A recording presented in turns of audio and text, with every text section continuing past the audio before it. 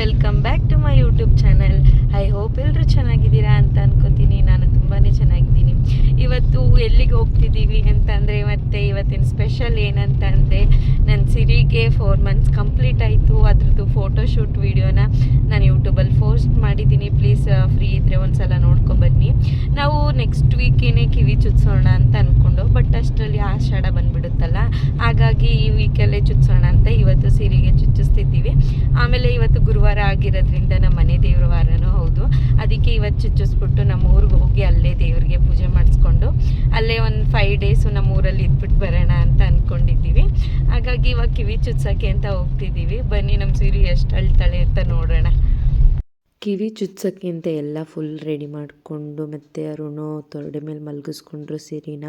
ಆವಾಗ ಪೆನ್ನಲ್ಲೆಲ್ಲ ಮಾರ್ಕ್ ಮಾಡಿದಾಗ ಸುಮ್ಮನೆ ಹಾಗೆ ಇದ್ಲು. ಬಟ್ ಕಿವಿ ಚುಚ್ಚಿದ ತಕ್ಷಣ ಫುಲ್ ಅಳಕ್ಕೆ ಸ್ಟಾರ್ಟ್ ಮಾಡಿಬಿಟ್ಲು. ನನಗಂತೂ ತುಂಬಾ ಬೇಜಾರಾಗ್ಬಿಡ್ತು.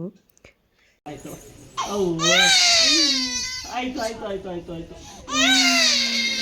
ಏನು ಮಗಳ ಇರೋ ಮಗಳ ಆಯ್ತು. ಕಿವಿಯೆಲ್ಲ ಚುಚ್ಚಿಸಿ ಮುಗೀತು. ನನಗಂತೂ ಫುಲ್ ಅಳುನೇ ಬಂದ್ಬಿಡ್ತು. ಅವಳು ಅಳ್ತಿದ್ದು ನೋಡಿ. ಅಷ್ಟು ಅಳ್ತವೆ ಮಕ್ಳಿಗೆ. ಯಪ್ಪ, ಇದೆಲ್ಲ ನೋಡ್ತಿದ್ರೆ ಯಾವ ವ್ಯಾಕ್ಸಿನೂ ಹಾಕ್ಸೋದು ಬೇಡ, ಮತ್ತು ಯಾವ ಕಿವಿ ಚುಚ್ಚೋದು ಬೇಡ ಅಂತಲೇ ಅನಿಸುತ್ತೆ. ಅಷ್ಟು ಯಪ್ಪ, ನಾವು ಚುಚ್ಚಿಸ್ಕೋಬೇಕಾದ್ರೆ ಹೇಗಿತ್ತೋ ಗೊತ್ತಿಲ್ಲ, ಬಟ್ ನಮ್ಮ ಮಕ್ಳಿಗೆ ಚುಚ್ಚಿಸ್ಬೇಕಾದ್ರೆ ನಮಗಂತೂ ಫುಲ್ ಇದಾಗ್ಬಿಡುತ್ತೆ. ಅದರಲ್ಲೂ ಅಮ್ಮ ಸ್ಕೂಲ್ಗೆ ಹೊರಟೋಗ್ಬಿಟ್ಟಿದ್ರು. ಹಾಗಾಗಿ ನಾನು ಅರುಣ್ ಇಬ್ಬರೇ ಕಿವಿ ಚುಚ್ಸೋಕ್ಕೆ ಅಂತ ಹೋಗಿದ್ದು. ನಾನು ಬೇರೆ ಕಡೆ ಹೋಗ್ಬಿಡೋಣ, ಆ ಕಡೆ ಎಲ್ಲರೂ ಸೌಂಡ್ ಕೇಳದೆ ಇರೋ ಜಾಗಕ್ಕೆ ಅಂತ ಅಂದ್ಕೊಂಡಿದ್ದೆ. ಬಟ್ ಅವರು ಕಿವಿ ಚುಚ್ಚೋರು ಇಲ್ಲ, ಅವ್ರು ತೊಡೆ ಮೇಲೆ ಕೂರಿಸ್ಕೋತಾರೆ, ನೀವು ತಲೆ ಇಟ್ಕೋಬೇಕು ಮೇಡಮ್ ಅಂತ ಅಂದರು. ಹಾಗಾಗಿ ಅಲ್ಲೇ ಪಕ್ಕದಲ್ಲೇ ಕೂತ್ಕೊಂಡು ತಲೆ ಇಟ್ಕೊಂಡಿದ್ರಿಂದ ಅವಳು ಅಳೋ ಸೌಂಡ್ಗಂತೂ ಫುಲ್ ನನಗೆ ಅಳೋ ಥರನೇ ಆಗ್ಬಿಡ್ತು. ಅಷ್ಟಂದ್ರೆ ಅಷ್ಟು ಬೇಜಾರಾಗ್ಬಿಡ್ತು. ಬಟ್ ನನ್ನ ಮಗಳು ಅಲ್ಲಿ ಕಿವಿ ಚುಚ್ಚಿಸ್ಕೊಂಡ್ಲು. ಅಲ್ಲಿಂದ ಸುಮ್ಮನೆ ಕಾರ್ ಹತ್ತಿದ ತಕ್ಷಣ ಆರಾಮ್ಸೆ ಸ್ವಲ್ಪನೂ ಅಳದೆ ಸುಮ್ಮನೆ ಕೂತಿದ್ದಾಳೆ. ಅದಕ್ಕೆ ಡಾಕ್ಟ್ರುಗಳು ಹೇಳ್ತಾರೆ ಒಂದೊಂದ್ಸಲ ಏನಂತ ಅಂದರೆ, ಏನಾದರೂ ಮಕ್ಕಳು ಅಳ್ತಿದ್ರೆ ಹಠ ಮಾಡ್ತಿದ್ರೆ ಒಂದು ರೌಂಡು ಎಲ್ಲರೂ ಕರ್ಕೊಂಡೋಗಿ ಬನ್ನಿ, ಸುಮ್ಮನೆ ಆಗ್ತಾರೆ ಅಂತ. ಹೌದು, ಅದಂತೂ ನಿಜ ಅಂತಲೇ ಇವತ್ತು ಅನ್ನಿಸ್ತು. ಅಷ್ಟು ಫುಲ್ಲು ಉಸಿರೆಲ್ಲ ಇಟ್ಕೊಂಡು ಅಳ್ತಿದ್ದವಳು.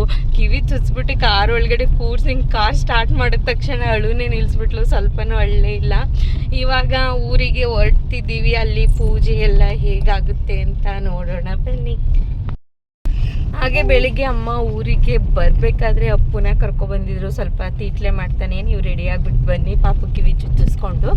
ಆಮೇಲೆ ಅಲ್ಲೇ ಸ್ಕೂಲ್ ಹತ್ರ ಅಪ್ಪುನ ಇಸ್ಕೊಳ್ಳ್ರಿ ಅಂತ ಅಂದರು. ನೋಡಿ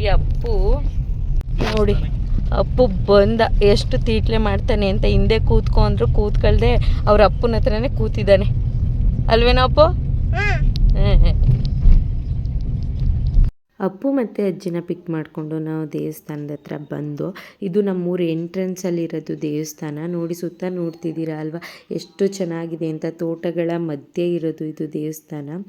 ಇದು ಬಂದು ನಮ್ಮ ಮನೆ ದೇವರು. ಇದ್ರ ಹೆಸರು ಬಂದು ದಂಡಮ್ಮ ತಾಯಿ ಅಂತ. ತುಂಬ ಶಕ್ತಿ ದೇವತೆ ಅಂತಲೇ ಅನ್ಕೋಬೋದು ಅಂತ ಹೇಳ್ತಾರೆ ಫುಲ್ಲು. ಇದು ಪ್ರತಿ ವರ್ಷ ನಾವು ಇದ್ರದ್ದು ಹಬ್ಬ ಮಾಡ್ತೀವಿ. ಅದೇ ತಂಪೆಲ್ಲ ಕೊಟ್ಟು ಪೂಜೆ ಎಲ್ಲ ಮಾಡಿಸ್ತೀವಿ ನಾವು. ನೋಡಿ ನಮ್ಮ ದೇವಸ್ಥಾನ ಹೇಗಿದೆ ಅಂತ. ಇದು ಹೇಗಪ್ಪ ಅಂತ ಅಂದರೆ, ನಮ್ಮೂರಲ್ಲಿ ಪ್ರತಿಯೊಬ್ಬರು ಮನೆಗೂ ಒಂದೊಂದು ವಾರ ಇರುತ್ತೆ. ಇದು ಗುರುವಾರ ಬಿಟ್ಟು ಬೇರೆ ದಿನದಲ್ಲಿ ಇದು ಓಪನ್ ಆಗಲ್ಲ ದೇವಸ್ಥಾನ.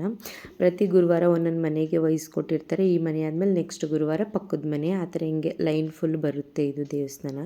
ಬೇಲ್ದನ ಮಾಡ್ಕೊಂಡು ಬಂದು ಆ ಮನೆಯವ್ರದ್ದು ಫಸ್ಟ್ ಪೂಜೆ ಮಾಡಿ ಅವರು ವರ ಕೇಳ್ತಾರೆ. ಇಲ್ಲಿ ಅವರು ವರ ಕೇಳಾದ್ಮೇಲೆ ಮಿಕ್ದವ್ರು ಇನ್ನು ಪೂಜೆ ಮಾಡ್ಸೋಕೆ ಬಂದಿರ್ತಾರಲ್ಲ, ಅವ್ರ ಮನಸ್ಸಲ್ಲಿ ಅವ್ರು ಏನು ಇಟ್ಕೊಂಡಿರ್ತಾರೆ ಅದನ್ನ ಪೂಜೆ ಮಾಡಿ ವರ ಕೇಳಿದ್ರೆ ದೇವರು ವರ ಕೊಡುತ್ತೆ.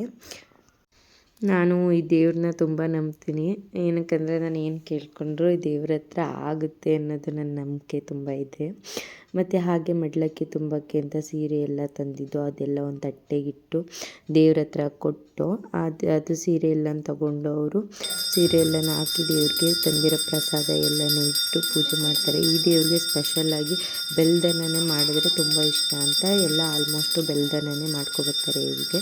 ನೋಡಿ ಸೀರೆ ಎಲ್ಲ ಹೇಗೆ ಕಾಣ್ತಿದೆ ಅಂತ ಸೀರೆ ಎಲ್ಲ ಹಾಕಿ ಪೂಜೆ ಮಾಡ್ತಾರೆ. ನನ್ನ ಮಗ ಅಂತೂ ಇಲ್ಲೂ ಚೇಷ್ಟೆ. ಅಲ್ಲಿ ದೇವ್ರ ಹತ್ರ ಈ ಕಡೆ ಸೈಡಲ್ಲಿ ದೀಪ ಹಚ್ಚಿರೋದ್ರೂ ಅಲ್ಲಿ ಗಂಧು ಕಡ್ಡಿ ಎಲ್ಲ ಇಟ್ಕೊಂಡು ಆಟಾಡ್ತಿದ್ದ. ನೆಕ್ಸ್ಟ್ ನಾನು ಮತ್ತು ಅರುಣು ಪೂಜೆ ಮಾಡೋಣ, ವರ ಕೇಳೋಣ ಅಂತ ಕೂತ್ಕೊಂಡು ಇಬ್ಬರೂ ಹಾಗೆ ಜೊತೆಯಲ್ಲಿ ಕೂತ್ಕೊಂಡು ದೇವ್ರಿಗೆ ಪೂಜೆ ಎಲ್ಲ ಮಾಡಿ ವರ ಕೇಳೋಣ ಅಂತ ಸ್ಟಾರ್ಟ್ ಮಾಡ್ದು. ನೋಡ್ತಿದ್ದೀರಾ ಅಲ್ವಾ, ಪೂಜೆ ಮಾಡಿ ಕೂತಿದ್ದೀವಿ. ದೇವರು ಹೇಗೆ ವರ ಬೀಳುತ್ತೆ, ಏನಾದರೂ ಮನಸ್ಸಲ್ಲಿ ಅಂದ್ಕೊಂಡಿರೋದು ಆಗುತ್ತೆ ಅನ್ನೋದಿದ್ದರೆ ವರ ಬೀಳುತ್ತೆ, ಮನಸ್ಸಲ್ಲಿ ಅಂದ್ಕೊಂಡಿರೋದು ಆಗಲ್ಲ ಅನ್ನಂಗಿದ್ರೆ ಎಷ್ಟೇ ಟೈಮ್ ಕೂತ್ಕೊಂಡ್ರೂ ವರ ಬೀಳಲ್ಲ ಅಂತ ಅಂತಾರೆ. ಆಲ್ಮೋಸ್ಟ್ ನಾವು ಒಂದು 5 ಮಿನಿಟ್ಸ್ ಕೂತ್ಕೊಂಡು ಅದು ದೇವರು ಯಾಕೋ ವರನೇ ಕೊಡ್ತಿರ್ಲಿಲ್ಲ. ನನಗೆ ಬೇರೆ ಫುಲ್ ಒಂಥರ ಟೆನ್ಷನ್ ಥರ ಆಗ್ಬಿಡ್ತು, ಅಯ್ಯೋ ಬೀಳ್ತಾನೆ ಇಲ್ವಲ್ಲಪ್ಪ ಅನ್ನೋ ಥರ ಆಯಿತು. ಬಟ್ ಕೊನೆಗೂ ಬೀಳ್ತು. ನೀವೇ ನೋಡ್ತಿದ್ದೀರಾ ಅಲ್ವಾ ಹೇಗೆ ಬೀಳುತ್ತೆ ಅಂತ. ಅದನ್ನ ನಾನು ಮಾರ್ಕ್ ಮಾಡಿರ್ತೀನಿ, ನೋಡ್ಕೊಳ್ಳಿ. ನಾನಂತೂ ಈ ದೇವ್ರನ್ನ ನಾನು ತುಂಬ ಅಂದರೆ ತುಂಬಾ ನಂಬ್ತೀನಿ. ನೋಡಿ, ಕೊನೆಗೂ ವರ ಬೀಳ್ತು. ಅದು ಕೊಟ್ಟಂಥ ಪ್ರಸಾದನ ಇಸ್ಕೊಂಡು ದೇವ್ರ ಹತ್ರ ಮತ್ತೆ ಒಂದು ದೇವ್ರಿಗೆ ನಮಸ್ಕಾರ ಮಾಡ್ಕೊಂಡು ಬಂದ್ವಿ. ಈ ದೇವ್ರನ್ನ ನಮ್ಮೂರಿನ ಶಕ್ತಿ ದೇವತೆ ಅಂತಲೇ ಕರೀತಾರೆ. ನನ್ನ ಮಗಳಂತೂ ನಮ್ಮ ಅಜ್ಜಿ ಹತ್ರ ಕೂತ್ಕೊಂಡು ಸುಮ್ಮನೆ ಆಟ ಆಡ್ತಿದ್ಲು. ಅವಳಿಗೆ ಏನಪ್ಪ ಖುಷಿ ಅಂತಂದರೆ ಈ ಬಟ್ಟೆ ಹಾಕಿರೋದೇ ಖುಷಿ ಅವಳಿಗೆ. ಫುಲ್ಲು ಬೆಳಿಗ್ಗೆಯಿಂದ ಬಟ್ಟೆ ಇಟ್ಕೊಳ್ಳೋದು ಆಟ ಆಡೋದು ಅದೇ ಥರ ಮಾಡ್ತಾನೆ ಇದ್ಲು.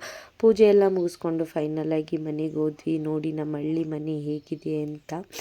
ಅದರಲ್ಲೂ ನಮ್ಮ ಅಪ್ಪ ಅಂತೂ ಅಪ್ಪ ನಂದು ಫೋಟೋ ತೆಗಿ ಅಂತ ಹೇಳ್ಕೊಂಡು ಅವನು ಒಂದು ಪೋಸ್ ಕೊಡ್ತಿದ್ದಾನೆ ನೋಡಿ.